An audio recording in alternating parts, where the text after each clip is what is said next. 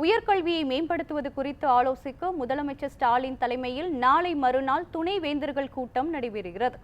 தமிழகத்தின் உயர்கல்வித்துறையின் கீழ் செயல்பட்டு வந்த 10க்கும் மேற்பட்ட பல்கலைக்கழகங்களின் வேந்தராக செயல்பட்டு வந்த ஆளுநர் RN ரவி தமிழக உயர்கல்வித்துறை அமைச்சக நிர்வாகத்தில் நேரடியாக தலையீடு செய்து வந்தார். இந்நிலையில் முதலமைச்சரே வேந்தராக செயல்படவும் சட்ட மசோதா கொண்டுவரப்பட்ட நிலையில் அதனை ஏற்காத ஆளுநர் RN ரவியின் காலதாமதம் செய்யும் வகையில் அதனை ஜனாதிபதிக்கு அனுப்பி வைத்தார். இதையடுத்து தமிழக அரசு சார்பில் ஆளுநரின் இந்த நடவடிக்கையை எதிர்த்து உச்சநீதிமன்றத்தில் வழக்கு தொடரப்பட்டது. வழக்கை விசாரித்த உச்சநீதிமன்றம் முதலமைச்சரே பல்கலைக்கழகங்களின் வேந்தராக செயல்பட ஒப்புதல் அளித்தது.